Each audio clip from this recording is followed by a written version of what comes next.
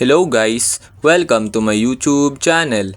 Ngayon ay tuturuan ko kayo kung paano maglagay ng birthday sa inyong Shopee. Una, i-click lang ang ating Shopee application. Ayan. Then kapag naklik na natin ang Shopee, mapupunta na tayo dito. Then kapag nandito na tayo, ang gagawin nyo lang, makikita nyo tong me sa baba, which is eto sa corner. Then kapag nakita nyo na, i-click nyo lang yung me. Then kapag naklik nyo na yan, mapupunta na tayo dito. Then kapag nandito na tayo, pansinin nyo naman sa upper part yung setting signs, which is eto. Ayan, then kapag nakita nyo na, i-click lang natin. Then kapag naklik na natin, mapupunta na tayo dito sa account settings. Then kapag nandito na tayo sa account settings, ang gagawin nyo lang, pansinin nyo tong account and security, which is etong kaunahan. Ayan, makikita nyo naman. Then i-click lang natin yan.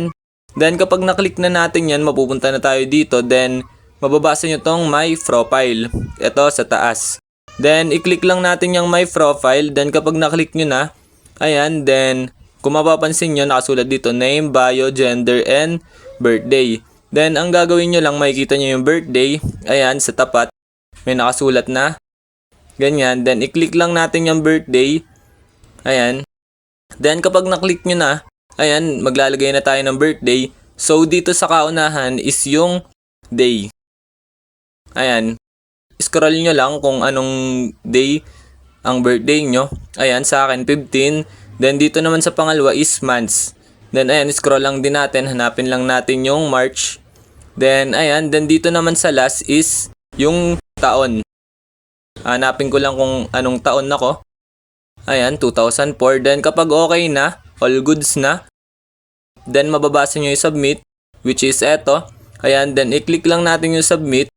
Then ayan, kapag ganyan na, okay na, kung mapapansin nyo sa tapat ng birthday, makikita nyo na yung ginawa nyong birthday. Then ayan, para nga pala mag-save to. Then ayan, makikita nyo tong check sa taas, which is eto. Ayan, then kapag nakita nyo na yan, i-click lang natin yan para mag-save yung birthday natin. Ayan, kung mapapansin nyo, sabi profile save, which means okay na. Nakapaglagay na tayo ng birthday dito sa ating Shopee. Ayun, ganun lang na mga dali maglagay ng birthdays dito sa Shopee. Ayun lang. Thanks for watching. Subscribe for more videos like this. Thank you.